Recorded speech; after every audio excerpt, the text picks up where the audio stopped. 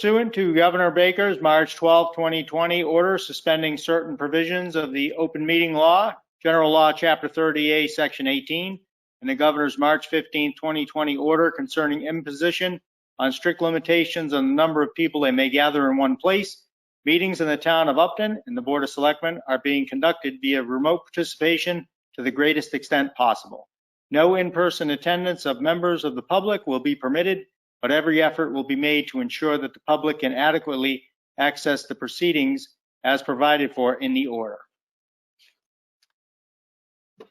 So we have a couple of items on the agenda this evening. We have a review of the meeting agenda and approval of previous meeting minutes from May 5th. We have a public poll hearing at 7:10 p.m. from Mike Frazier from, I believe, National Grid. Couple of discussion items. Discuss the annual town meeting. Our moderator, David Laper, is here. Discussion item 4.2, discuss signage on the Robinson property. Discussion item 4.3, discussion on MVP planning grant application request. 4.4 is execute the request for CARES Act funding. 4.5 is execute annual town meeting warrant. 4.6 is execute annual town election warrant. We have recognition, town manager's report, new business, look ahead topics, and public comment. So we will start with a review of the meeting minutes from a previous meeting on May 5th. So Brett and Maureen, have you had some time to look over the meeting minutes and any questions or comments regarding them? No, I'm good with them. Good. I make a motion to approve the May 5th meeting minutes. Second. Oh, second, Maureen Dwinell, aye. Unanimous decision, Stephen Metellian. Stephen Metellian, aye, I should say. Okay, I think we're a few minutes early for the public poll hearing, and I do not see Derek or Kelly. Do you, or Sandra, I see you there as well. Do we know if Mike Frazier is going to be able to phone in, or is he going to be on video? He has already dialed in, so he's present, and our DPW director is also present. This poll hearing relates to the TIP project, so both are here to answer any questions. Okay. We have a few minutes, looks like, before we can open the meeting, the hearing, I should say.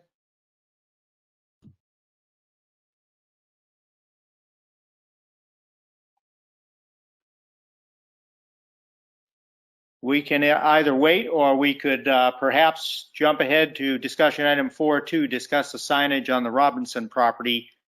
Bill, is this a brief topic? Is this something you could bring us up to speed with in 2 to 3 minutes? I can do my best. It's actually pretty straightforward. I'm going to ask Kelly to let me take control of the screen briefly. You should have it now. Okay.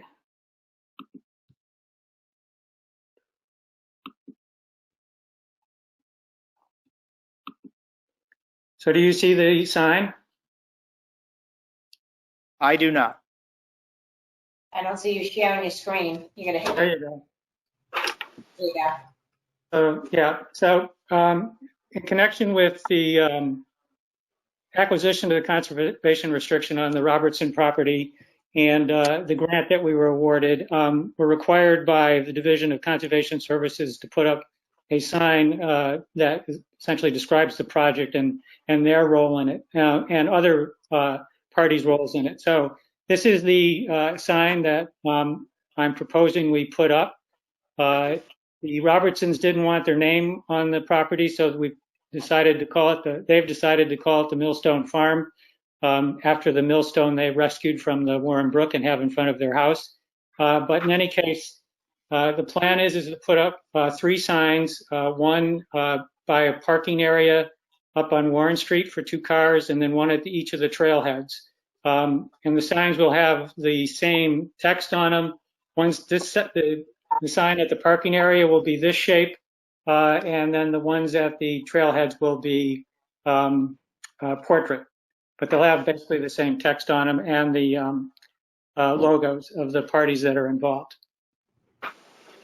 So in Upton, I believe the selectmen are required to approve all signs on town-owned land. It's a little bit different. This is actually private property, but it's a town-owned easement, and it's co-owned with the Department of Conservation and Recreation. So I'm looking for your approval to put these signs up. Okay, and do you have a time period? When are you looking to do this? I believe that we'll probably put them up in about 2 weeks. About 2 weeks. Okay. Sorry, Bill. I was going to say Maureen or Brett, do you have any questions for Bill regarding the signs? No. Yeah, just a couple of quick questions, Bill. The sign looks great. What was the role of the Sudbury Valley Trustees? So the Sudbury Valley Trustees have provided an incredible amount of technical support. They worked very closely with the landowners to help them get to the point where they could sell us the conservation restriction, and they have provided financial support. They've paid for the survey. Mm-hmm. And they didn't mind not being listed in the funding section? No, I've shared this with all of the parties, and they're fine with the way it is. Perfect. Great. Okay, thanks. I'm good. Great project. Thank you for the work. Okay. I have no other questions either, so I will accept a motion. I make a motion that we approve the sign installation at the Millstone Farm Conservation Restriction Area as presented. Second. Maureen Dwinell, aye. Stephen Metellian, aye. Brett, you want to just go ahead? Brett Simus, aye. Okay, it's unanimous action. Thank you. Very good. Thank you, Bill.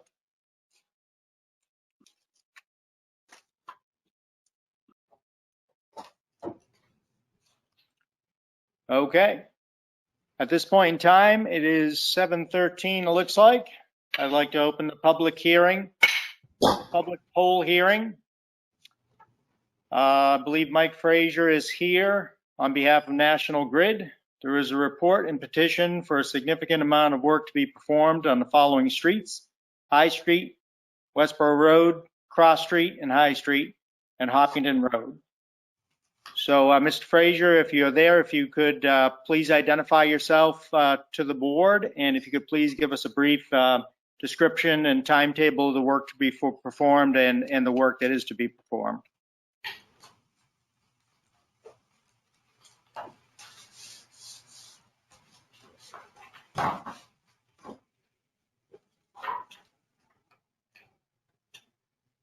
Mike, you have, oh, there you go. Is he? It work now? Can you hear us, Mike Frazier? Yep, Mike Frazier, National Grid. Sorry, I didn't know I had to mute the computer too. I'm calling from the phone. Can you hear me now? Yes, we can. Go right ahead. So this is for DOT work, Department of Transportation for the mass. So they pretty much lay out where they want the poles for us. Like you said, there's pole work on High Street, Westboro Road, Cross Street, and Hopkinton Road. You want me to go through all the details, or? Just a very brief overview would be fine. We have the report and the petition in front of us, but just for those who may be listening in, and maybe just talk about a timetable for the work. Yeah, timetable will depend on the DOT. I don't have that information of exactly when they'll start. I'm sure this is for the next paperwork process. But yeah, they're replacing all the poles, and just a few poles will need relocated. Well, not a few, but High Street, pole 40, pole 41, pole 42, pole 42, 84, pole 42 or 43, pole 44. They're all just moving, some couple feet, some, up to looks like 19 feet in some cases. And again, it's just all based on the DOT recommendations for what they require us to move to. Dennis, Okay. how do we handle the homeowners being notified?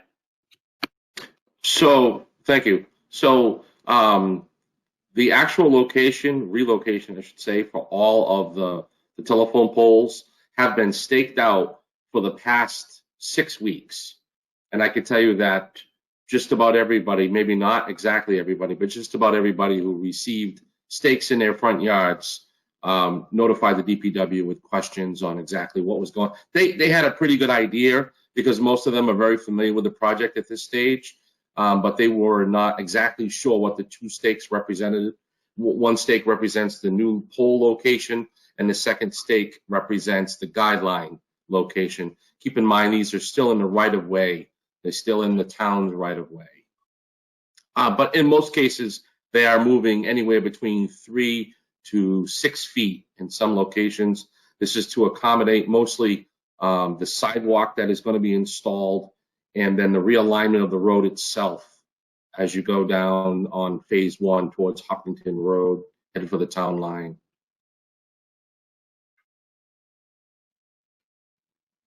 Okay, very good. Maureen or Brett, any other questions? No. Okay. Is there anybody in the meeting that is from the public that may have any questions regarding the work to be performed?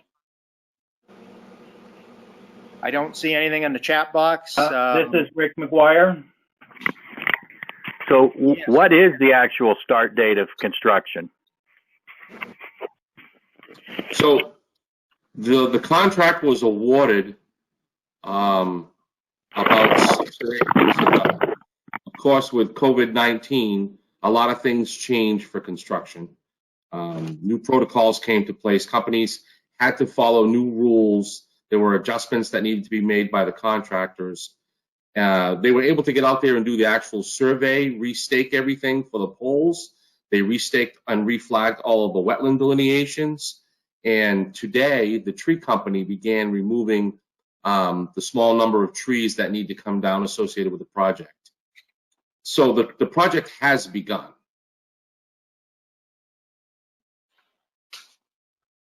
Thank you, Dennis. You're welcome. Okay. Are there any other questions? I know. Okay. Okay. Hearing no other questions. Brett and Maureen, I will take a motion to approve the work to be done.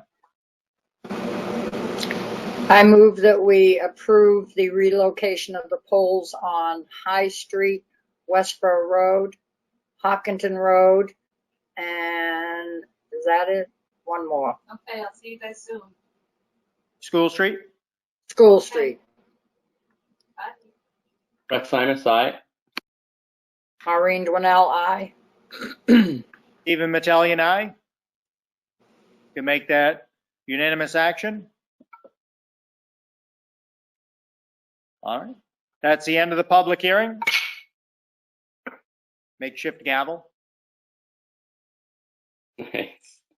All right. Moving on to discussion item 4.1. Discuss the annual town meeting with Dave Laper. David, I think you are here, or I know you are here regarding Article 34.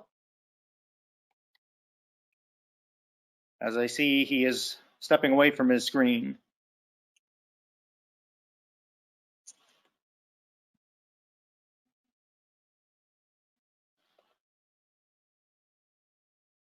Okay. David, did you want to speak about this for a minute and then we can have a dialogue about it? Stevie's muted. Okay.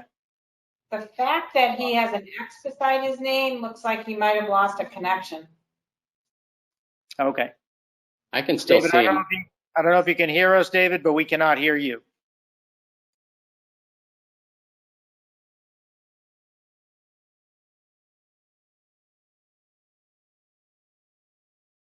But for those following along, either at home or via the telephone. This is Article 34 on our warrant. It's a proposed bylaw change that would eliminate the necessity to post the warrant in our typical two places that we've been doing over the last, I don't know how many years it would be, perhaps 100 or more. The Upton Post Office and the Upton Town Library. I've talked to some folks around town, given this some thought over the last 2 weeks or so. In my opinion, it's a relatively straightforward. I know it speaks maybe to some of our older population, but I think it's a relatively straightforward request to leave it as is and continue to post the warrant in those two places. So I would be fine to table this till November or table it all together. I know that in the past, I do realize it is, maybe a little old fashioned. I know that maybe people don't necessarily read the warrant at the library or at the post office, but I feel like it is a very good reminder and probably help some of our older population.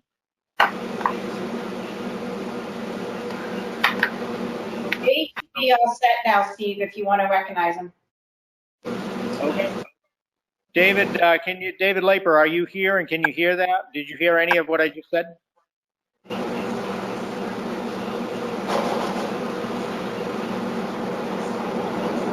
Looks like he may still be muted. Still muted. Still muted, David. We can't hear you.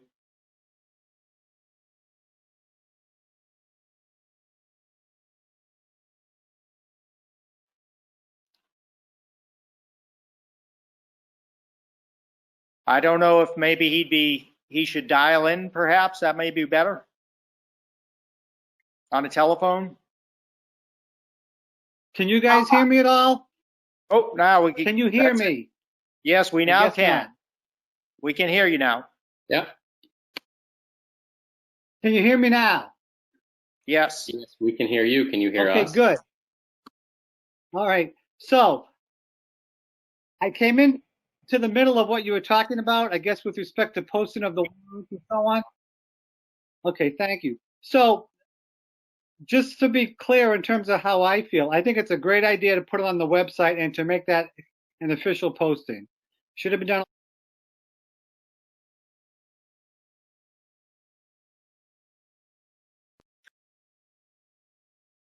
David, we lost you again. We cannot hear you. And or the post office are not good locations. Okay, how's that? We can hear you now. Go ahead. Yes. Can you hear me? Yes. Yes, we can.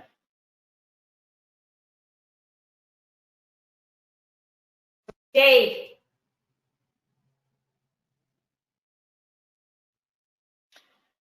David, we lost you again. We cannot hear you. A possible location? Hello? We can hear you once again. Can you hear me? Yes? Yes, we can. Thumbs up if you can hear me. yes. Okay, I don't know what's going on. I'm just talking, and how about that? You keep going, yeah? Gotcha. Okay. I've got my cell phone in if we have to use that. But okay. So, like I said, the Upton Center and or the high school post if we needed to. So that's kind of how I feel about it. It would good to still be posted it officially in other locations in town, in addition to the town hall, and of course on the website. Great idea. So that's how I feel, and if we could still do that, that would be great. Okay, Did you so hear are what I you, just said, everybody? well, we missed a little portion of that. Last 2 weeks ago, you were in opposition to Article 34. You still feel that way? Is that correct? I hear you in and out. It's not consistent what I'm hearing. Okay. I know Kelly had just called me on my cell phone. That seemed to help a little bit. I don't know if I wanted to do that. My cell phone's right here. So Okay. You know what? I'll call Dave and have him call in so he can talk on his cell phone. So I'm going to call him right now and give him the numbers. Okay.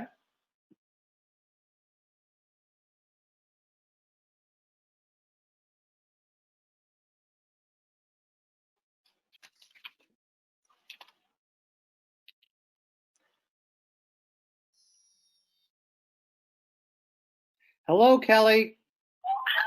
Okay, now we can hear you. So I should leave my cell phone on, right?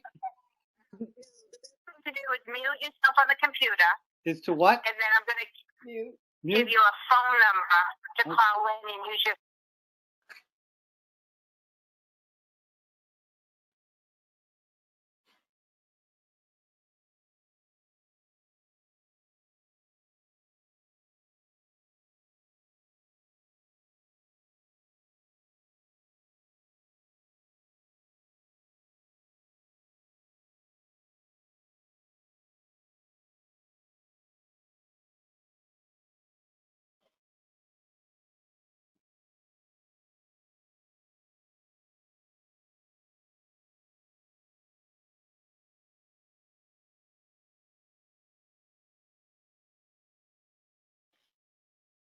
Kelly, I don't know if you're aware, but we cannot hear either one of you. We can't hear you, David, and we can't hear you, Kelly.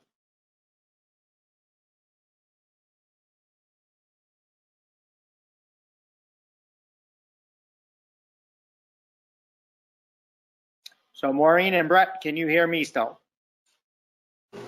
Yes, I Yes, can hear you. Yep. Steve, he's going to keep his computer muted, but he's going to call in on the phone so he'll be able to talk that way. I think his Wi-Fi might be off, so that's why he keeps going in and out. Okay. So I just gave him the phone number and the access code, so he's calling in right now, and hopefully he doesn't have a problem that way.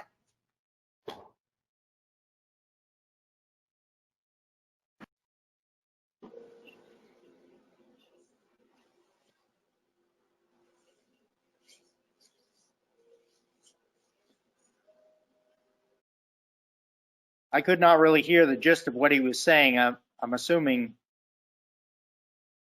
I mean, I would assume it would be the same thing that the three of us discussed last time we had this exact same conversation. Am I mistaken? That's what I'm thinking. I'm just not sure if he changed his position. I can also tell you, not to interrupt, Jim, and he talked to me today, and I think he wanted to talk a little bit about how town meeting was going to work. And more than talking about the article. I think he wanted to talk about more what he would expect the residents and the voters coming to town meeting to expect. He's calling me.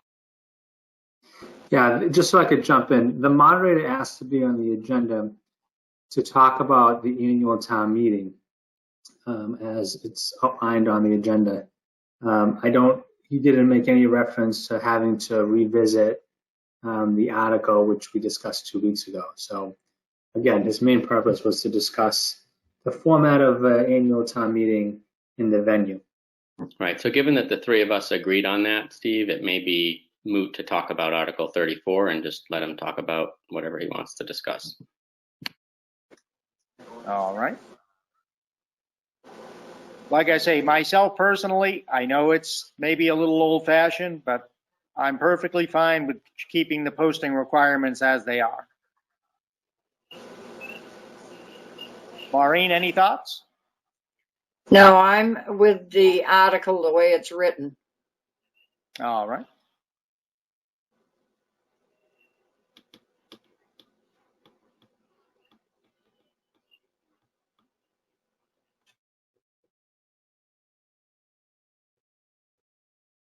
He's trying to call in again.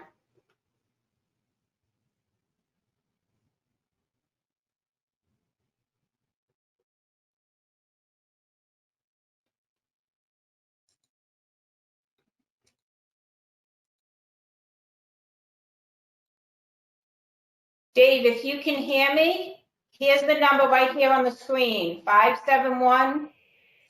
Yes. Okay.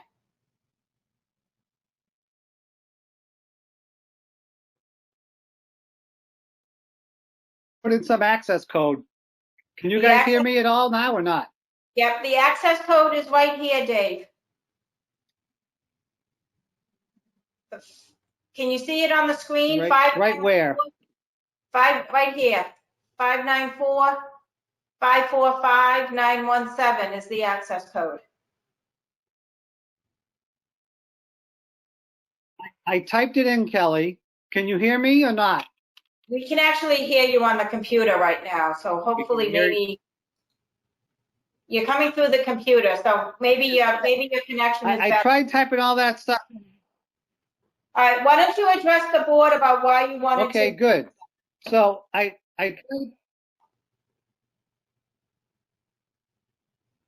okay.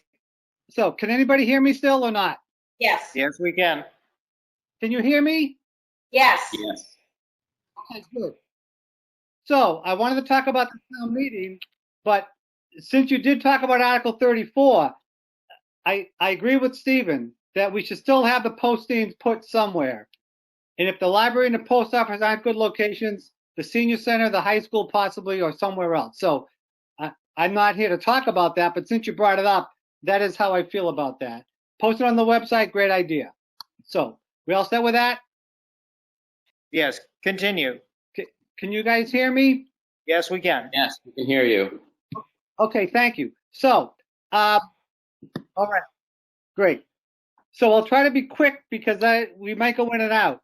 So I met with Kelly at the auditorium 3-4 weeks ago. Kelly, Denise, John Johnson, and the custodians.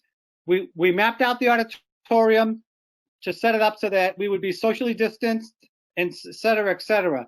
We can fit anywhere from 110 to 120, we're figuring. So on the election day, we're going to go back and see if we can add a few more seats here or there. If that's not big enough, then we also mapped out the gymnasium. We figured that can fit between 160 and 170. Certainly not as comfortable in the gymnasium. So our hope is that we can start in the auditorium, stay in the auditorium, and everything will go fine. So one thing I want to say basically is this. I've thought about ideas to make the meeting run a little bit more efficiently, and to, quote, speed things up. But we've got to keep in mind the integrity of the meeting. So as I talk about things I'm suggesting, just keep that in the back of your mind that I'm trying to deal with safety, speed, and integrity all at the same time. So one thing I want to be able to do, and can you still hear me, folks? Yes, we can. Yeah. Yeah. Okay, good. I want to minimize the amount of movement that people have to make in the audience. Okay, that's one thing I'm thinking about. And I talked with the town nurse. One concern I had was the use of a general microphone, especially given the fact we have to get so close to it. We know how that works. So what she said was the only real safe way to deal with that is between each person using the microphone, we'll have to have somebody wipe the microphone off. I go, that's good, okay. So I thought about that, and then I said to myself, that's fine. But how can we minimize how often the microphone gets used? And one way to do that might be the following. If for this occasion, for this meeting, have me read all the motions. So therefore, we get to like Article 6, okay? And I'll ask who the sponsor is, and they'll raise their hand if it's a Board of Health or whomever, and then I will read the motion from my microphone in their stead if it's okay with them. That way, no one has to walk to the mic, go through that whole process, et cetera, et cetera. So we're minimizing the use of the microphone, and we're going to speed things up a little bit. That's an idea I would like to suggest, and hopefully you would be okay with that on this particular occasion. I certainly wouldn't speak to the motion, but I would just get it out there and get it on the floor. We get a second FinCom recommendation, et cetera, et cetera. So I want you to think about that if you could. The other thing, and this is pretty clear, I've talked to the Board of Health. It is okay for us to require people to wear a mask at the meeting, meaning everyone wears a mask, myself included. When we speak, we will be wearing the masks. I know that might make it difficult, but that's the only way we can really do it. The town nurse has offered to be there to help if people come in, whatever it is that we need to do, and it wouldn't be a bad idea to have her there anyways, just in case questions come up dealing with Board of Health type issues, okay? The other suggestion I'm going to make is this. Visitors, you know I love having visitors, Boy Scouts, Girl Scouts, and all that. Maybe for this meeting, we don't have any visitors come unless it's people we have to have, i.e. the press, people who are in charge of departments, so on and so forth. Clearly, they need to be there, and we want them there. And also, Kelly had suggested using green cards and red cards for like a voice vote, and I definitely want to do that for this meeting. And we're not going to do voice at all because it's going to be bad enough people talking in general. If they're yelling, that means there's more stuff that might get out there. So there will be no voice votes at all. We'll do the green card, red card. Now, what I'm not going to do is just do like a count every single card. I'm not going to do that, but rather the green cards, red cards will be like a voice vote. If I see a million green cards and 3 or 4 red cards, it clearly passed. If I see the green cards and the red cards and it looks really, really close, then we'll have a standing vote like we typically do. Let's see. I'll get the consent calendar ready once we have the agenda ready. Excuse me, once we have the warrant ready. And there's other things I was thinking about, but that's the crux of it. So I guess the big thing I want you to think about is having the idea of myself reading the motions simply so that we eliminate people walking to the microphone, wiping the microphone off, et cetera, et cetera. That takes a lot of extra time. And I'd like to do that and still keep the integrity of what we're doing for the meeting. How do you folks feel about having me read the motions? And then obviously people can talk about them if they want to, like they typically do. So what's your sense on that? Well, I If guess you heard one me. question, yeah, I guess one question I Can you would still have hear is me? we typically have a microphone. Up with the Board of Selectmen sit with the town manager and the town attorney. And then there's usually one out in the field and you hold one. So there's typically 3 microphones in play. I guess my first question is how many microphones do we have in total? I would think the Board of Selectmen typically always read some motions, some of the articles. I'd be perfectly fine reading some as well. I don't know, how, but I don't know if we have additional microphones. If you're talking about, say, CPC money, for instance, or maybe it's a planning board question or whatnot, maybe in that instance, yeah, it would be a good idea to take that out of play.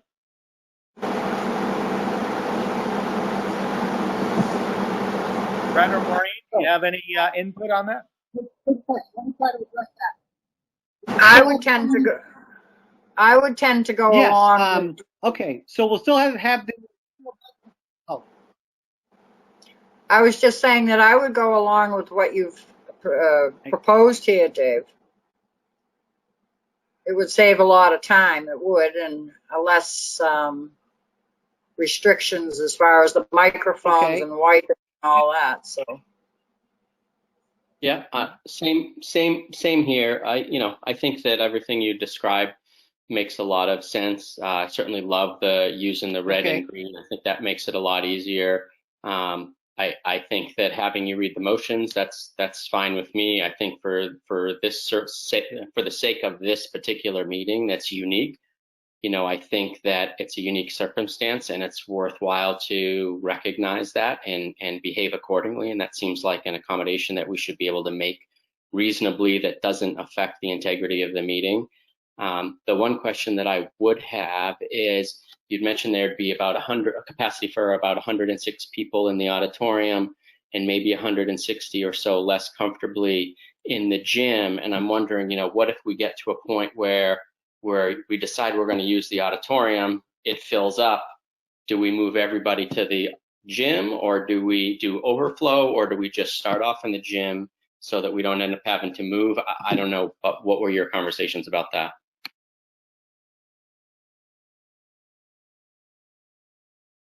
And then if I could piggyback before you answer, good, David. Good points. Can you guys hear me? Yes. Yeah, we can hear you, Dave. We're breaking in and out. All right. I can't hear anybody. We can hear We you. can hear you. Yep, He we can't can hear hear you. us. Dave, just. I can't hear anybody. Okay, Dave. Okay, just- I can't hear Steve. Steve must have said something. I couldn't hear him. So let me just say this. If you guys can hear me, what Steve mentioned in terms of the board of selectmen having a microphone, making their own motions, I really have no problem with that because it's your microphone. You guys can do what you want with it, okay? Having said that, though, it might be easier if I just do all of them, unless somebody's really insistent about it and they feel like they have to read the motion. So I can go either way on that one. In terms of where we start, Kelly and I went back and forth on this because we were thinking, let's start in the gym, and if it's too small, we'll go to the auditorium. No matter what you do, there's no easy answer to that. So I guess my gut feeling is this. We know it's more comfortable in the auditorium. Let's start there. If we hit the magic number and we go over 110 or 120 and we got to go to the gym, we got to go to the gym. We don't have the technology to just use the gym as overflow and stay in the auditorium. Now, the real problem would come in if we can't fit in the gym. Okay, what do we do? Well, I've got a thought about that, and it's this. We could move out into the hallway and fit another 10 or 15 chairs out there probably and still have it be a part of the gymnasium. If we get bigger than that, I'd be shocked that we'd have that many people. B, we'll have to cross that bridge when we get there. But one thing I will not do is have a town meeting where everybody who is a resident is a registered voter.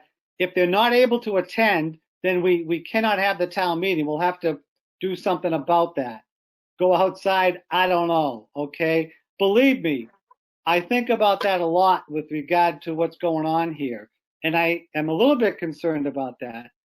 Hopefully there's not a lot of super controversial stuff. We're not asking for an override, so we might not have as many people. I don't know. That's a tricky one. That's a real tricky one. So. Okay, I think Derek had his hand up in the air. Derek, you want to address this? Any Well, comments? Can you hear me?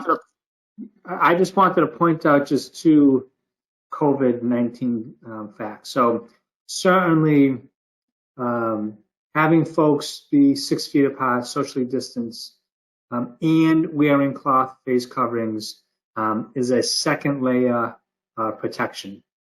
However, there's two items that can be considered and would be within CDC guidelines if we were to follow them. One, if you come with a household family member, those two individuals can sit side by side. They live with each other, so they're not going to expose each other to anything. Yes, we thought about that. Wouldn't expose. Secondly, the 6 foot distancing according to CDC is required. The face coverings are required if you cannot maintain the 6 feet of distance. Meaning that if you had to sit next to somebody, you only had 2 feet of distance, you would then be required to wear the cloth face coverings. Now, I understand the idea that we're going to require everyone to wear it, whether they're 6 feet or less. I totally support that. I think that's the right thing to do.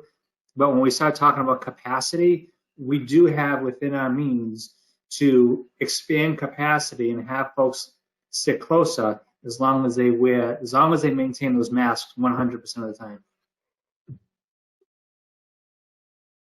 Okay, let me just interject a thought or a question, and then we can talk about this a little bit more. Do we have the ability, Derek, let's say, for instance, upstairs they have the technology center. Is there a way to have remote participation where, let's just say we talked about guests that may want to attend, whether it be press or, what have you.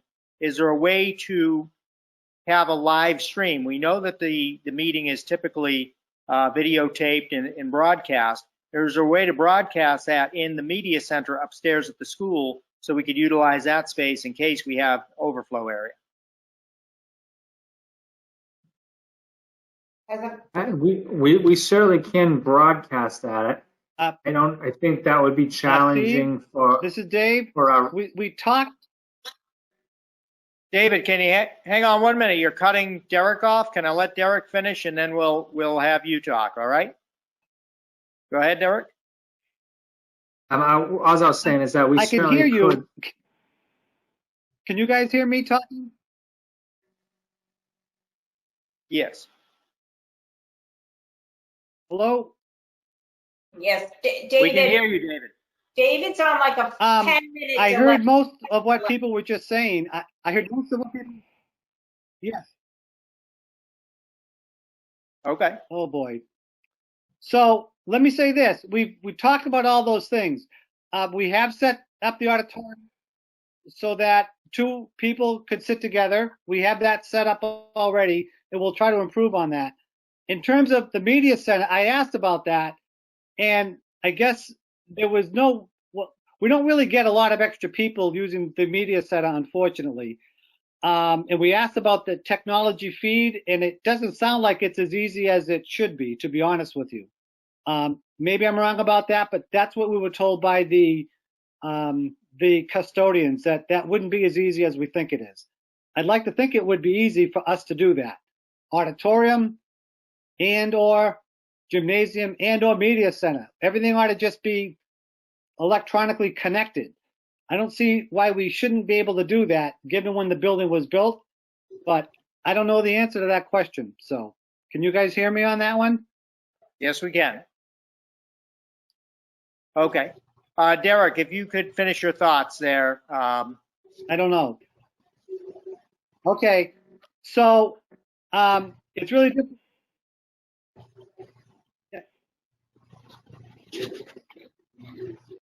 Okay. You're all set, David?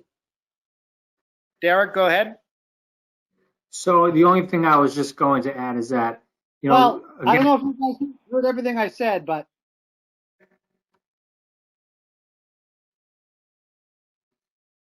so David's certainly on a delay, as we all can experience.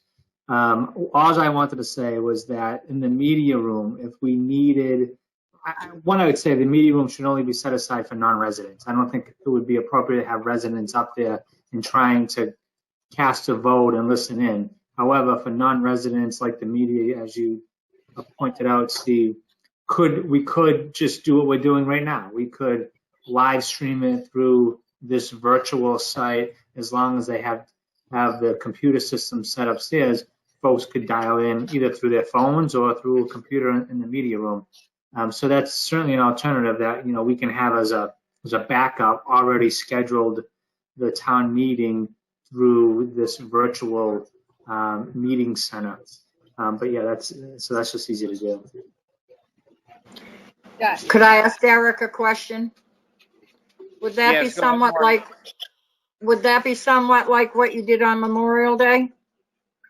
Yeah, that's exactly how it would be. So the only difference with this one is that, so it would be already pre-set up, so we'd already have it scheduled.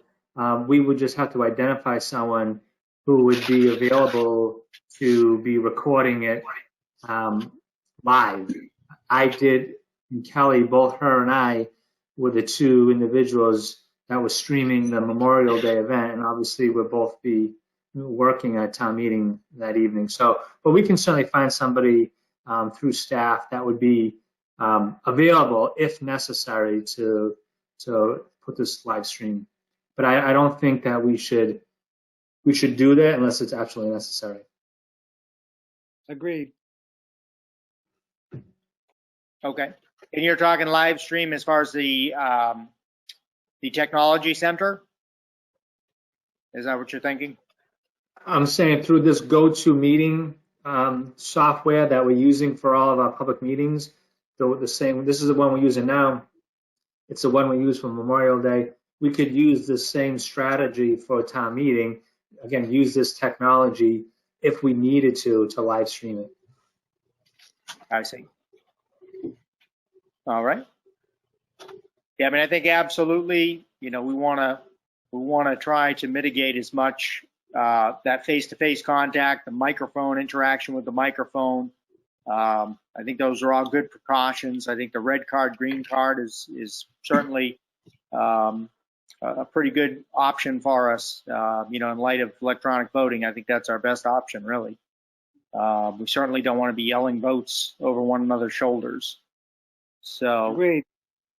it sounds like there's a little more work to be done. I don't know if there's any other comments or questions anybody else would like to make. Any questions, perhaps?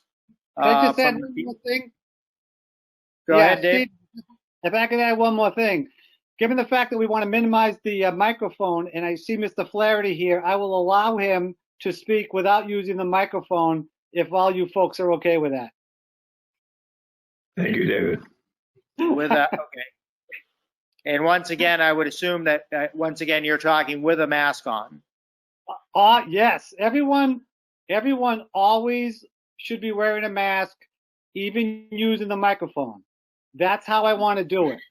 Now, if we find out that no one can hear anybody with the mask on and we have to improvise, well, then we'll have to do that. But right now, I want to start that way and see how it goes. If we have to take the mask off to speak, then we have to do it, but then we want people to put it right back on again. But I don't want to do that unless we have to. Okay. Okay. Are there any other questions, comments, or concerns? Mr. Flaherty, yes, go right ahead.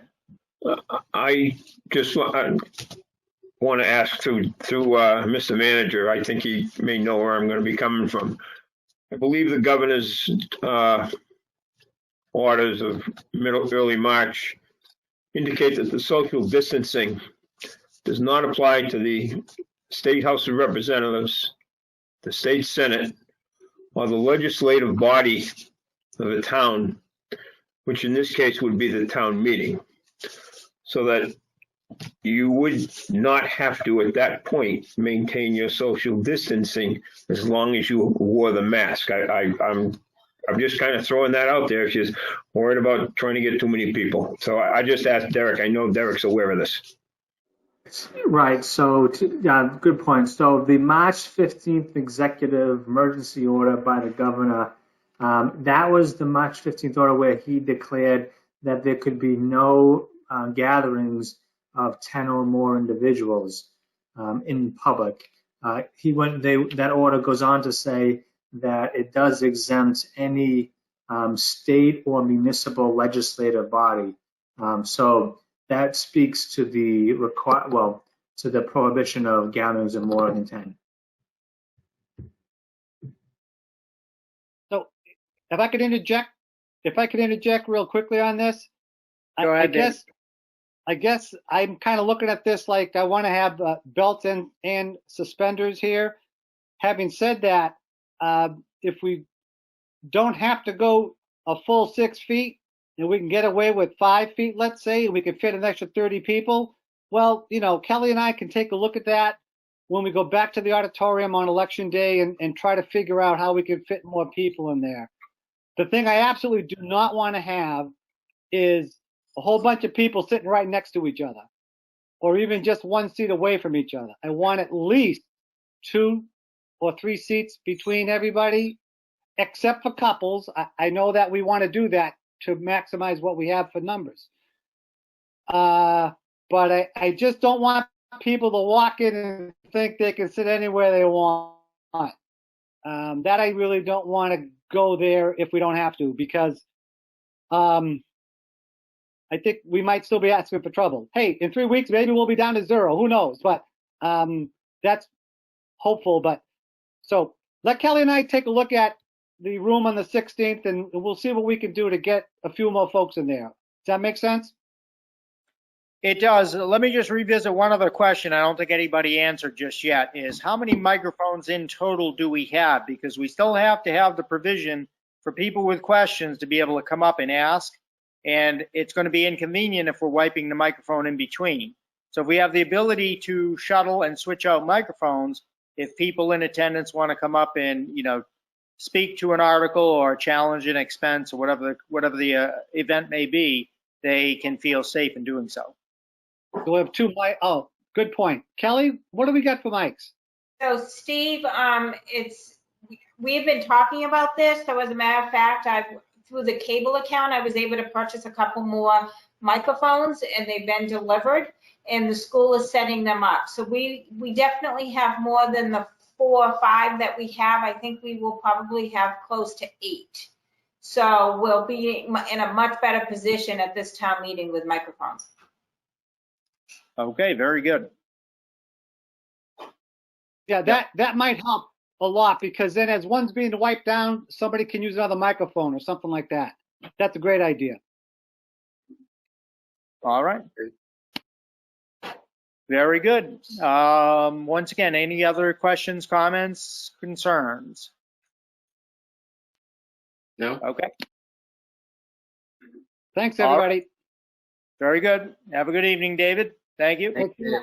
All right, we're going to move on then to discussion item 4.3, discussion on MVP planning grant application request.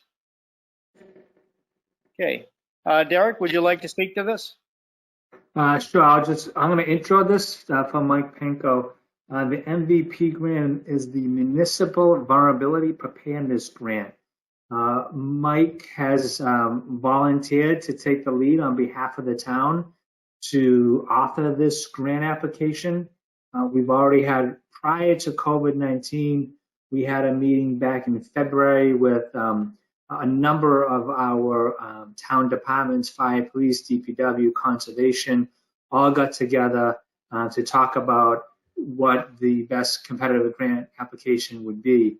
Mike is here to talk about the grant, give you all a heads up, and then what I'm going to be asking for the board to consider is to motion to allow the town to file and then accept the MVP grant.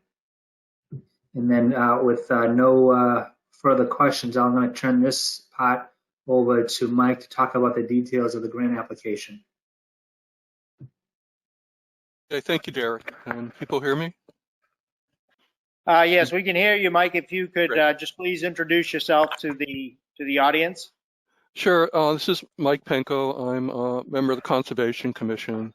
The Conservation Commission has offered to assist the town with this application. The application is for something. It's called a planning grant, an MVP planning grant.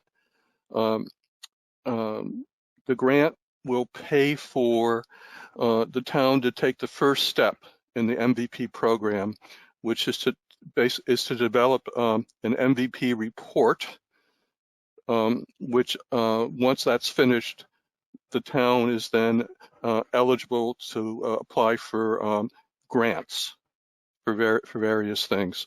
The MVP program is focused on improving the town's climate, or reducing the town's climate vulnerability, climate change vulnerability.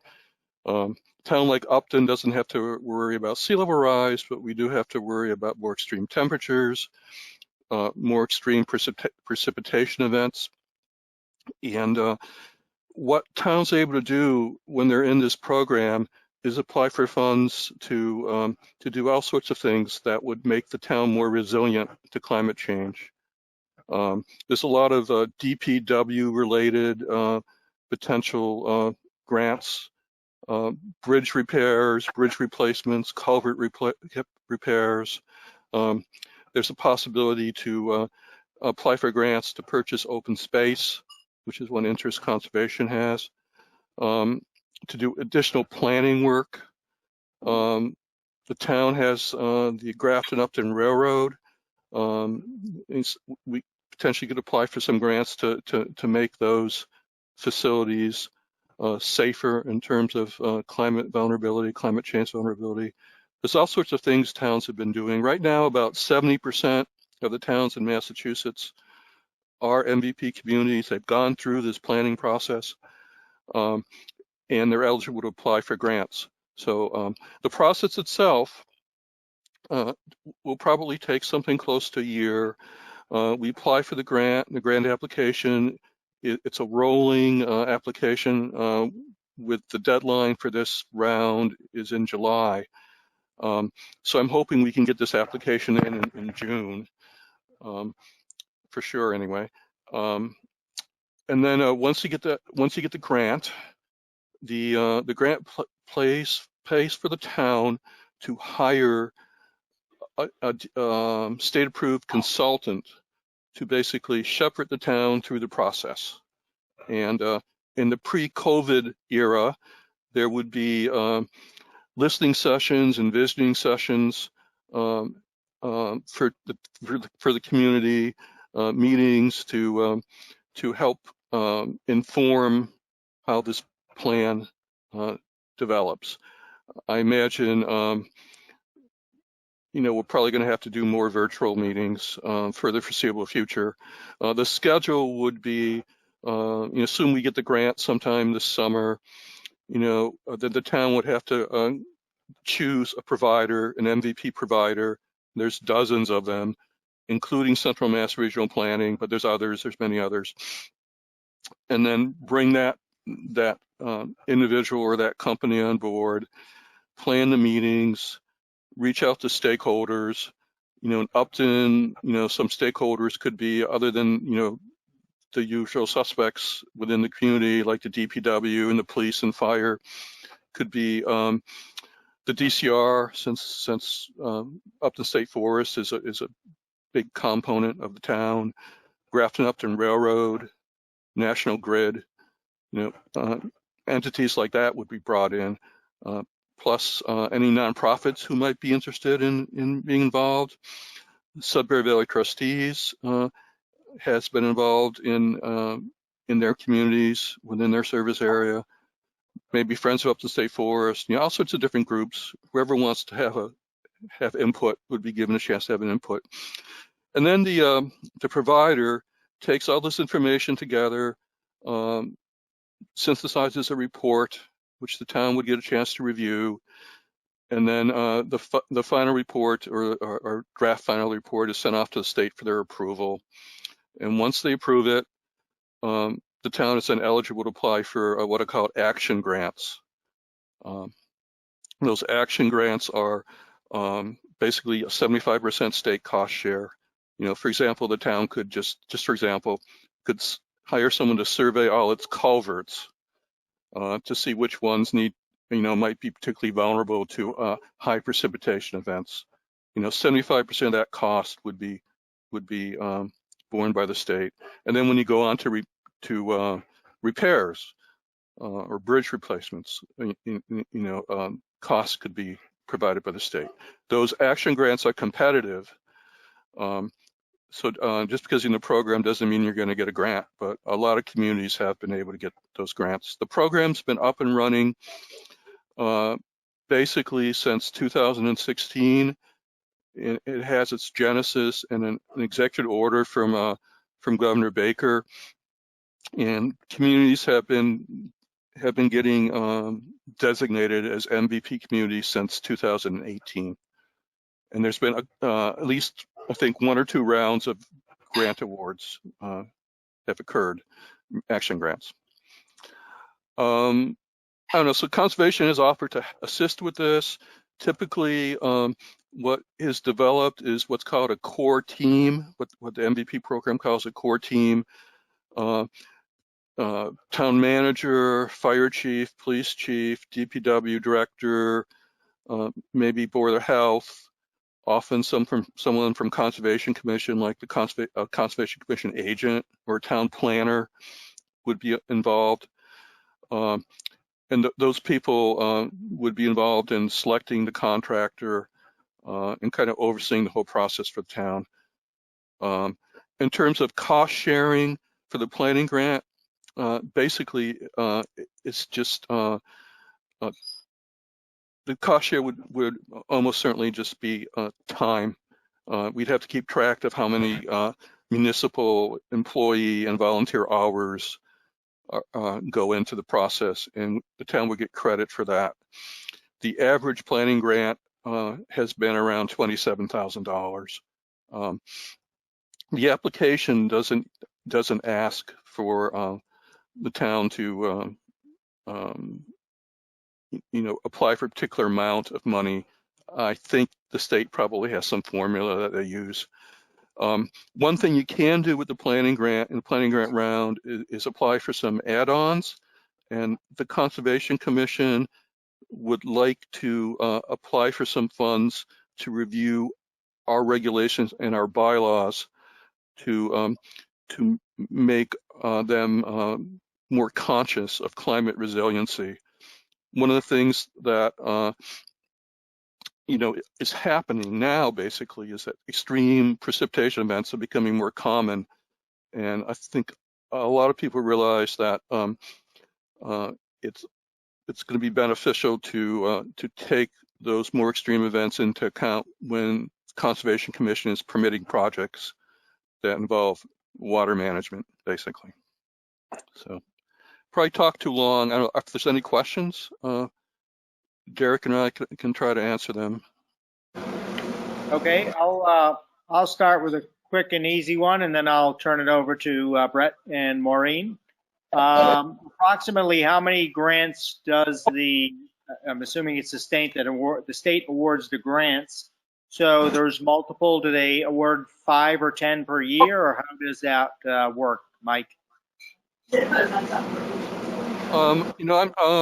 I'm checking right now. I don't action grants, $10 million to award. I believe that's per year. That's the current round. The current round we're not eligible for. But what they do is they put out an RFR, request for proposals, basically, and this last round was $10 million was available. Yeah. Very good. And you said for initially it's more time than money as far as the match that the town would have to provide? That's how I understand it. Our agent, conservation agent, also works in Northbridge, as you may know, and is on their MVP team. And what he told me is I don't think Northbridge had to pay anything or some very minimal amount. The time is the hours and staff time is counted towards that. We did. Yeah, that's it. I don't want to give you an absolute certainty on that, but Okay. I think anything the town would have to pay would be minimal. And again, Okay. the average planning grant for communities all across the state is $27,000. So you're not talking about a huge amount of money. Okay. And Maureen or Brett, do you have any questions for Mike Penko? Is the 27,000 just for the design or engineering? Yeah, mostly that goes to pay to hire the consultant who will shepherd the town through the process. Yes. Thank you. So there's no, yes, that's it. Yeah. Okay. Thank you. How would we expect that to be paid for, Mike? Is that an expense or something that gets reimbursed, or how does that work? And if the town pays the 27,000 or whatever the approximate number is, does that go through annual town meeting? Does it get fund? What's the funding source usually? That's a good question, Derek. I'd have to get back to you on the nuts and bolts of that. Typically, the state grants are reimbursable grants, so they would provide the town with an award letter that would allow us to expend up to a certain amount. We would then go ahead and procure those services, pay for those services once the product was rendered, and then we would submit all that as backup to the state for reimbursement. And typically what we do is Kenny will create a special account so that we draw down from there and we basically reimburse that account. That's would then be a negative deficit. And for that type of grant work, is that something that is the 75% match, or would they cover all of the initial grant work? As I understand, go ahead, Mike. I'm sorry there. As I understand it, virtually all the planning grant costs are covered when you include some in-kind services based on time. And for an action grant, it's 75-25. With some of that 25% can also be in-kind services through staff time. I do, by the way, just to answer a question, I've got the statistics for the FY19 round, this is for the action grants. $26 million was requested, $12 million was funded. There were 36 projects funded and 32 projects not funded. So it's about a 50-50 chance of getting the action grant award last year. And the average grant award was about $400,000. That's great. Is there anything else that you would need from us other than the approval to file and submit the planning grant? A letter of support, and Derek has a draft. What I've done is I've taken an application that was submitted by the town of Berlin last year, and I've just shamelessly, borrowed from that. Way to do it. Yeah, and they're these plan grant applications. I'd like to see letters of support from the Board of Selectmen, DPW, the fire chief, the police chief, maybe the Conservation Commission. Those are the usual suspects, and then some other organizations. Like I've asked Sudbury Trustees and Metacomet to write letters of support. So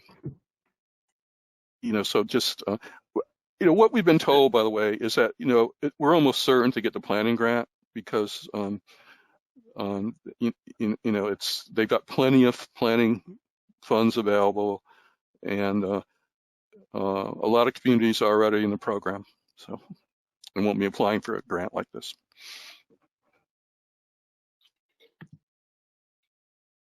Okay. Are there any other questions? Anybody from the public have any questions, comments, or concerns? No? I make a motion that we file and submit the MVP planning grant and write a letter of support for the same. Brett Simus, aye. Maureen Dwinell, aye. And Stephen Metellian, aye. You can make that unanimous action, Sandra? All right, thank you, Michael. Thank you, folks. Yep. Thank you. Okay, discussion item 4.4, execute a request for CARES Act funding. Okay, so I'll start this. Go ahead. I was just going to say, Derek, at this point, I know you talked a little bit about the CARES Act at our last manager's report. You could bring us up to speed on this article and give us an idea of maybe what type of money that we may be able to apply for. Sure. Let me first start by mentioning the administrative piece on this item my request is for the Board of Selectmen to authorize the town manager to file and accept a grant for CARES Act funding. So that being said, the state came out a couple weeks back and they had notified all the municipalities across the state what they were eligible for as far as the total dollar amount. The CARES Act funding, the town is eligible for up to $706,000. Within the CARES Act eligibility, there are a number of allowable uses that we can apply for. This is a very complex program, and we actually, I think, got a little lucky. We found a consultant firm who specializes in municipal grants, municipal finance. In fact, the owner-operator used to be 35 years as a municipal finance director. So we've hired this firm to come in. They are preparing the application on our behalf. They are going through it to ensure that anything we file for is an allowable use. And then most importantly, they are putting together a package for the auditors. For when we do get audited, we can just turn over the package of materials for the auditors to review. So there's two parts of funding. There's the CARES Act, which I just mentioned, which is From my understanding, about 100% of funding would come back to the town. And then there's FEMA reimbursement. The FEMA reimbursements, which you all know, we've applied for FEMA reimbursements for disaster recoveries. That is up to 75%. So again, this consultant's been so helpful because he is looking at what part of money will we get the majority of our return back from. Looking at the allowable uses from either the FEMA or the CARES Act, and then applying our previous expenses to one of those two parts of funding. So the Phase 1 CARES Act is due June 5th. So we intend on applying for that. We don't have the exact number yet. We're thinking it will be somewhere around $50,000 we plan on applying for. That leaves a sizable amount of money, as you can imagine, still available. From the other town managers that I have talked to, they all believe that they're going to be in a very similar situation where they're going to have this large amount of money left over. One of the conversations that has already started is whether or not the state will change the allowable use for those dollars and allow for municipalities to apply for lost revenues. Meaning, if we have a reduction in our local receipts, say our motor vehicle excise taxes, that is one lost revenue. Another lost revenue would be a cut in state aid. That would be considered a revenue that we expect to see sometime this fall when the state budget's released. So there's going to be more to come on that, but given that there's going to be a lot of municipalities with a heavy balance, we believe that the state may see that heavy balance and allow us to seek funding for lost revenues. And then the last piece here is we have had a meeting with the school district. Excuse me. We have had a meeting with the school district. They are going to require a significant amount of PPE and supplies to reopen the schools, and various other types of equipment. So the consultant's also looking at the guidelines and to determine whether or not we can help support the school district in some of their needs as well. And then take that conversation to town of Mendon and see if they'd be willing to match it at 50%. So pending any questions, I'll wrap up there, but that's it's in entirety the new CARES Act funding that's now available. Okay. I think you've pretty much covered everything that I was thinking. Any questions I had, you've covered it with that. Maureen or Brett, did you have any additional questions for Derek regarding this? No, Derek has covered it very well. Okay. And Derek, have they talked about a timetable with this? You said first round. Is there a timetable as far as reimbursements and when the second round may open and those sort of things? They did say that they expect a quick turnaround on the Phase 1. I don't know off the top of my head when the Phase 2 is due. I think it would be sometime towards the latter part of the summer. But they did say that they do recognize that towns need this money as quickly as possible. In fact, they want to get this money back to towns prior to the end of the fiscal year because some towns are in really poor condition, financial conditions, and they need this money to help balance their FY20 budget. So I would expect a quick turnaround within the next 2 to 3 weeks once it's submitted. Okay. Very good. If there are no further questions, I will take a motion. Make a motion to authorize the town manager to file and accept grant for access to CARES funding. Second, Maureen Dwinell. Stephen Metellian, aye. Unanimous decision. Or unanimous action, I should say.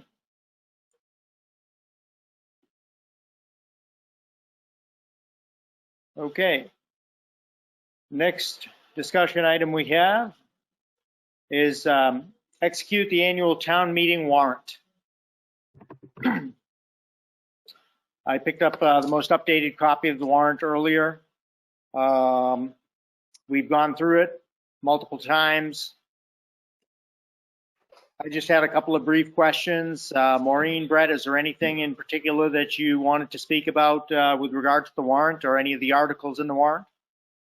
No, I'd be ready to vote it as written. Okay. Yes, same here. Unless All Derek has any last minute input. Derek, yes. Is there anything that may have changed since we went to print with this? Yeah, just if you just give me 1 second. We had a last minute change. I mean, it was only $1, but I just, before you vote, I just want to be clear what it was. And it was, Dennis, if you're still on, it was Article 4, I believe, right? Kenny just brought this to our attention the other day.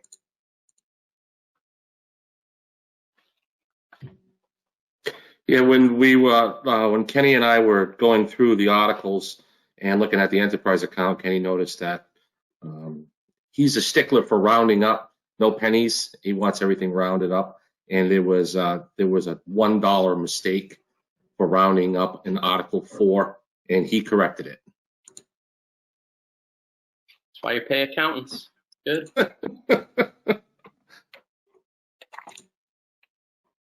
All right.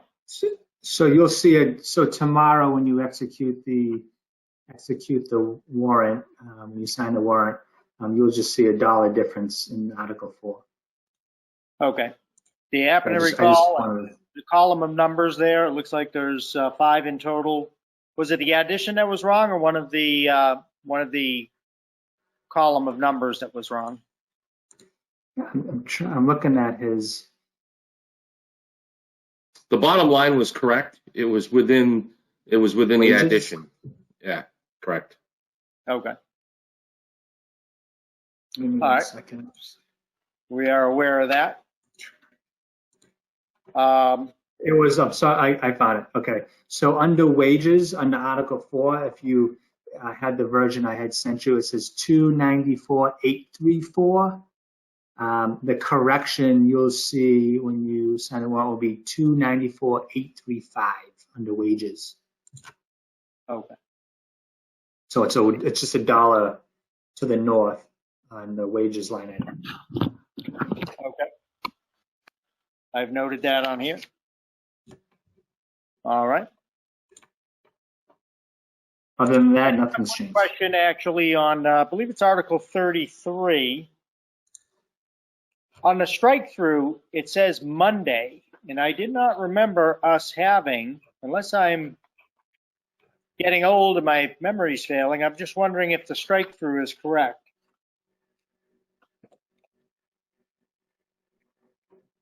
The annual town meeting in the town offices should be held on the first, it's struck through, but it says first Monday.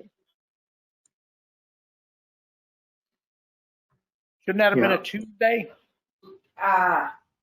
Yeah, because Steve, I just took a quick look at it and it says the first Monday, because we're not having it on a Monday, we're going to have it on a Tuesday. Right, but I guess what I was wondering, we're moving it, right? But I didn't think we ever had it on a Monday. I thought that might have been, say, a Thursday, moving it to a Tuesday. Yeah, this is the election, not the town meeting. Okay, so the Monday strike through is correct there. Yeah. All right. Okay. And as I've said before, I guess I'll just say it again. Brett, you had asked me about it last time, just kind of as a political statement. I really don't believe we should raise and appropriate road money at this point in time. So Article 9, I know we've already voted the warrant, but again, that's something that I feel we should address that in the fall under free cash and not raise and appropriate. Unless something's changed, that's going to be a raise and appropriate for $562,380. I just don't think we're in a good financial time where that's a good idea to do so. But again, Unless anybody has changed their mind, we can move forward and execute the warrant. I make a motion that we execute the 2020 annual town meeting warrant pending the update of Article 4 with the updated wages number from $294,834 to $294,835. Brett Simus, aye. Maureen Dwinell, aye. And Stephen Mattelli and I can make that unanimous action. Okay, next discussion item, 4.6, execute the annual town election warrant. Okay, we have the copy in front of us. It's on the website. Talks about all of the seats that are up for election. Good time to remind everybody, the election is coming up. It is the 16th of the month. Any comments or questions from Brett or Maureen? Nope. No. Nope. Okay. I will ask for a motion to execute the warrant for the election. I move that we execute the warrant for the June 16th election, 2020. Aye. Brett Simus, aye. Stephen Mattelli and I. And you can make that unanimous action.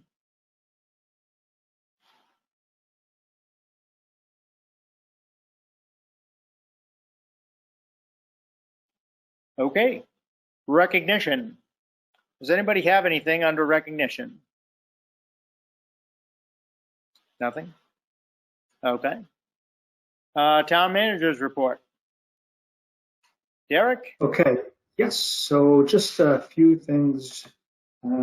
As you all know, and you've been watching the news, there's been many silent protests reacting from the tragedy in Minneapolis this past week.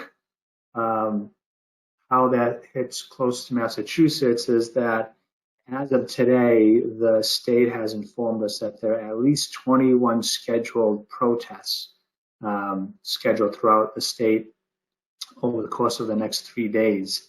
Given the numerous number of protests, the state has activated the Emergency Operating Center, and they have asked our chief to represent law enforcement seat in the Emergency Operating Center for tomorrow, and then I'm sure, based upon if this is a protracted event, he may have to be available for future shifts as well. So just keep in mind that there's a number of scheduled protests this evening. Most of them have been very peaceful and silent. Typically, as you know, when the sun drops, right after the curfew sets in, that's when they have turned violent. So they had activated over 1,000 National Guard troops to help support some of the larger cities like Boston and Worcester and Springfield. They're going to deploy those individuals throughout the next couple of days. As far as re-entry of our force, so as you all know, we issued a press release last week outlining our first phase, the town of Upton's first phase of re-entry. Our staff came back to work full time, although I can say most of them had been coming into work socially distant in their own offices, since even the middle of March. But those very few that haven't done that are now working full time during typical office hours, which in most cases is 8 a.m. to 4 p.m. Again, we spent the latter part of the last 2 months really focusing our services on over the phone, regular mail, via email, and providing any type of electronic service. We're going to continue to do that. However, we're going to try to expand to kind of follow suit of a lot of restaurants. We're having curbside services as well. The table will be placed outside the doors where if individuals have to come in, sign some paperwork, pick up some paperwork, they're able to do that right at the curb. And then during the same 30-day period, we're going to try to focus some of our energy on trying to identify other products that are out there that we can implement that, really lean on technology, like, for example, building permits or plumbing permits or health permits. Kelly's doing a lot of work with Diane Co. to try to identify vendors that could make that a little bit easier for us. So again, trying to move as much of our work electronically that not only protects our workforce, but certainly protects the public as well. The library, I believe, had a meeting yesterday, and they were tentatively hoping to start on June 8th.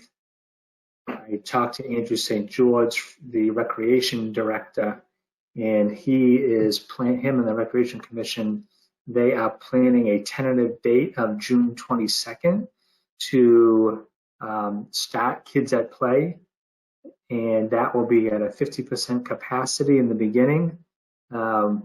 Each group will be consist of 2 staff and 10 kids during that time. He's hopeful that as we move into phase 3, he'll be able to expand the capacity, especially given the size of the Kiwanis Beach area, that he feels like they can certainly provide proper social distancing while the kids recreate. So as you know, you heard Governor Baker yesterday talk about potentially moving into phase 2. The earliest phase 2 would be June 8th. He is going to have a press conference on June 6th to announce whether or not the state is able to move into phase 2. So phase 2 would allow certain establishments like retail stores, restaurants, hotels, limited organized youth and amateur sport activities, certain personal services, driving and flight schools, funeral homes, driving range, things of that nature would all be allowed to reopen with certain restrictions during that time. That also does include day camps and public libraries. So as you know, the phasing is at least a minimum of 3 weeks. So more to come on phase 3 and phase 4 as we get closer to that point. As far as some DPW projects, Dennis has been working with his team over at 6 Main Street. They had to do some dig safe stuff before they could go ahead and regrade that property. We're expecting that to begin sometime tomorrow or Thursday to smooth out that property and then reseed it so that it could be used for public space once again. And then, as I pointed out a couple of weeks ago, Dennis and I will walk that property to see what we can do for safety precautions for that small 4-foot wall in the right rear side of the property. And then Fowler Street Bridge was supposed to begin on June 1st. Dennis is still working with the contractor, Baltazar, to get that project underway as well. So hopefully we'll see some construction on that end as well.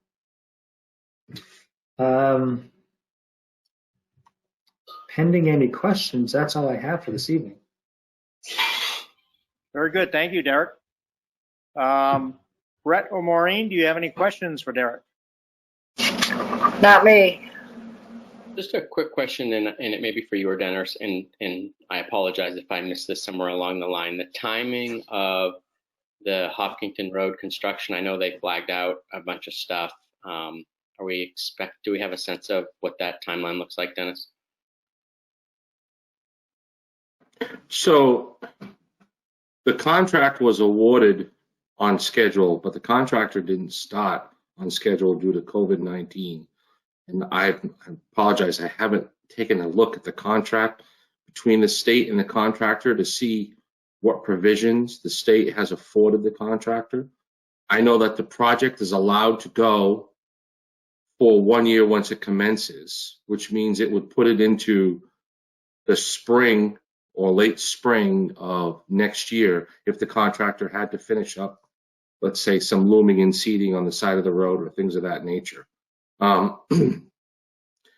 met with MassDOT today because we were discussing some trees, and I met with the resident engineer. And I didn't get a sense from the resident engineer nor the owner of the company that was on site that there is any urgency or that they feel as though that the delay is going to cost them any additional time.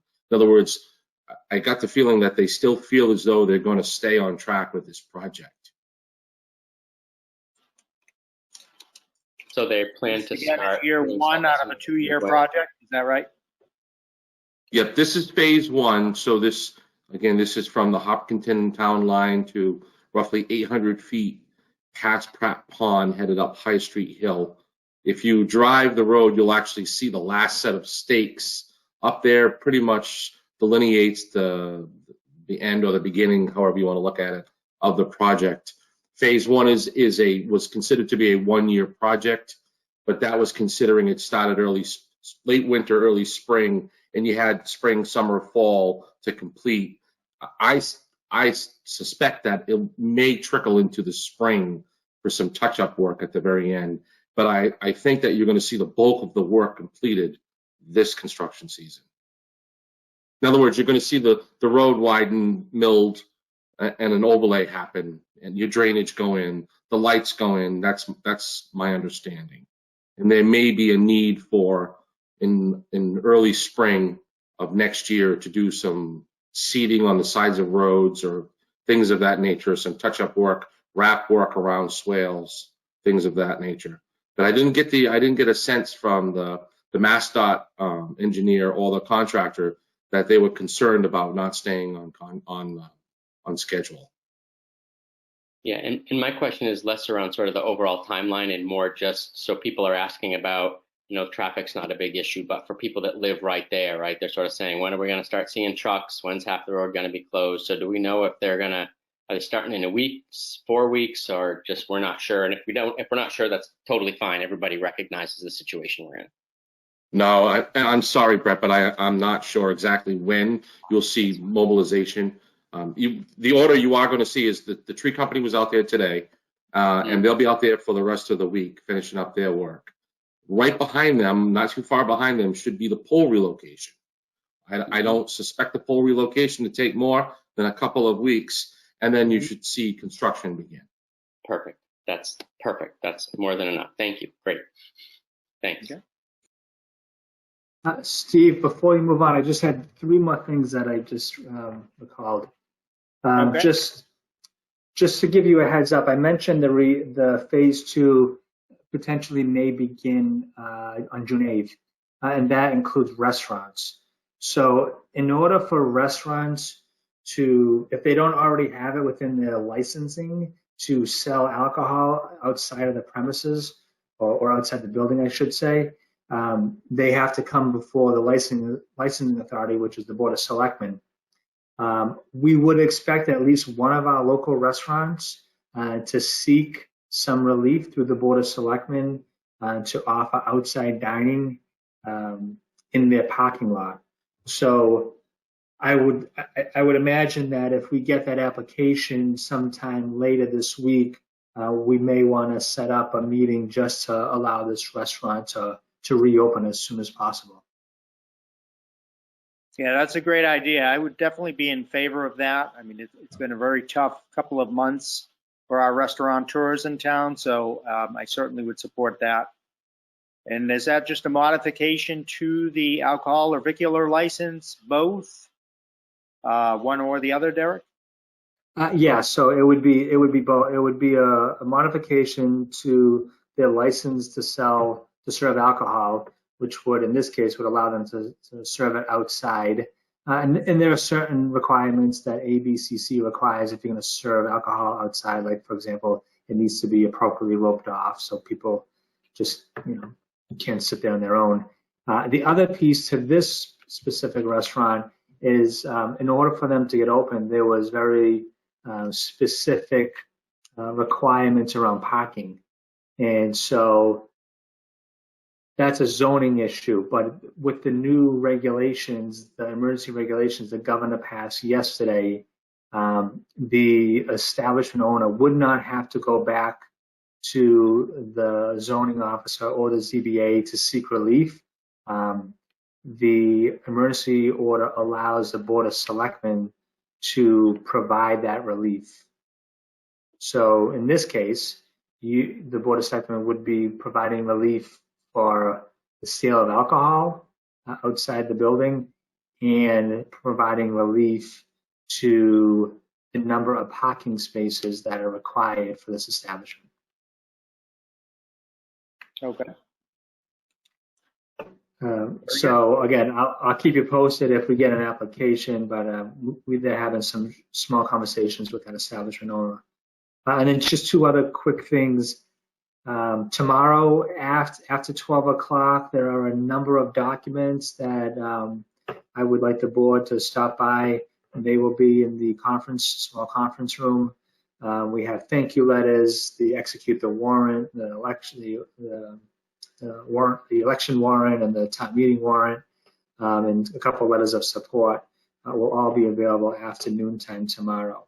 And then last, I just got a request from Bill Taylor earlier today. The Conservation Commission is working on closing on the conservation restriction for the Robertson property. That's scheduled for June 30th, I believe, which would require the Board of Selectmen to authorize that conservation restriction.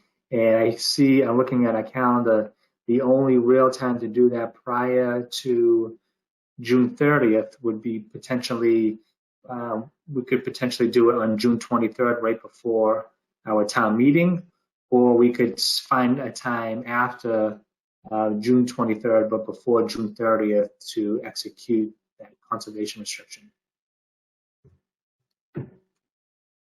Okay, I just did want to ask a couple of quick questions. You mentioned earlier at the beginning of your report, you were talking about 21 scheduled protests. What are the closest ones to Upton? Would there be some in Worcester or Framingham? The closest one that I saw was obviously Worcester, but beyond Worcester was Fitchburg. Fitchburg, okay. And then on the 8th or the 6th, you said that the governor is going to, it looks like he's going to enable phase 2 of the reopening process. When would we actually be able to go back to having live Board of Selectmen meetings? I guess my question is, as far as the number of people and social distancing and whatnot, how would that work? So I'd have to check the phasing, but right now in the phase 1, public gatherings can't be more than 10 individuals. I have to double check if phase 2 goes to 50 or if that's phase 3 may go to 50. But ultimately, I think it would be up to the Board of Selectmen to decide if they want to continue to hold virtual meetings or go to in-person meetings, and or allow the boards and committees to make their own decision. If they feel like this virtual meeting is working well for their committee, they may want to continue it, because the emergency order that was set on March 15th is still in place to have these types of meetings. Okay. All right. And I guess my only other question, and maybe you have this answer, is our signboards. I think last I knew they were showing hydrant flushing. Is there an opportunity, or what would be the newest time or nearest time that we could change those over to advertise the election and, of course, then advertise the annual town meeting? Go ahead, Kelly. I see you raising your hand. Yeah, I was in touch with the chief yesterday, and in coordination with the Midwest 911, he was going to change the signs. So I'll just do another reminder to him before I leave tonight and ask him when it's going to be done. But he does have the plan to advertise the election. All right. Very good. Does anybody have any other questions for Derek? No? Anybody else? Okay. Very good. Thank you, Derek. Moving on, new business. Does anybody have anything under new business? Nothing? Nope. All right. See a lot of tired looking faces out there. We have our look ahead topics. I've discussed these a couple of times. Now I use senior tax relief. Public comment. Do we have anybody that would like to make a public comment? Nothing?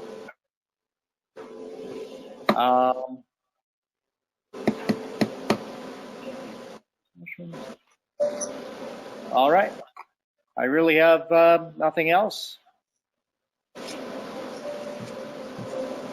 that's the case, I will take a motion to adjourn. Oh, I guess one quick thing I will make mention of. I was asking about the a live meeting.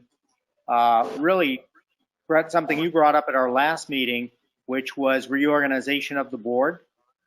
So we kind of need to have that in the back of our minds. I know typically it's done. We're a little off kilter this year, of course, with COVID, but not only are we off kilter, but the election happens before the annual town meeting, which has not been the case the last 2 years. So having said that, that's the only reason I really was asking about live meetings. Other than technical difficulties, I feel like these meetings are going fairly well, or as well as can be expected, really. I don't have any issue with it. I just thought for reorganization of the board, it may be a good idea to have that in person. So just something to think about. Nobody, Derek, do you have something you might want to think?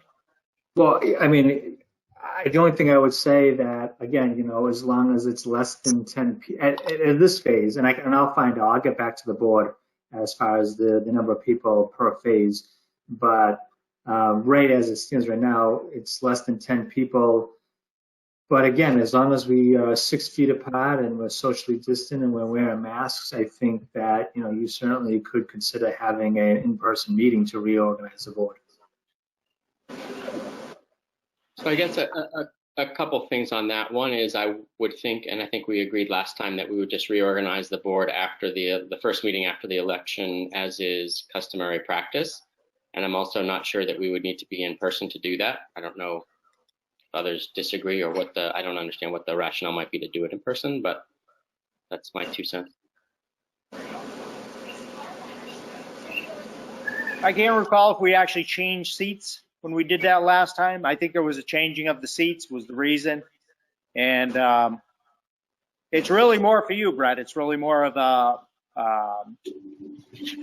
ceremonial type of thing. So if it's not important to you, then, again, we can worry about it later. That's fine.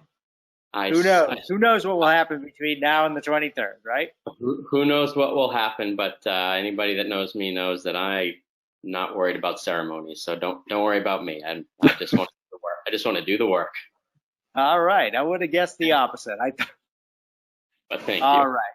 So having said all that, I will accept a motion to adjourn the meeting. Nope, Kelly has a question. Yeah, before you adjourn, Steve, Chairman, just so you know, I already heard back from the fire chief. The signs were changed this afternoon. Oh, they are. Okay. All right. Very good. Thank you for the update. All right. I will accept a motion to adjourn. Motion to adjourn. Move to adjourn. Second. Maureen Dwinell, aye. And Stephen Metellian, aye. All right. Good night, everybody. Good night.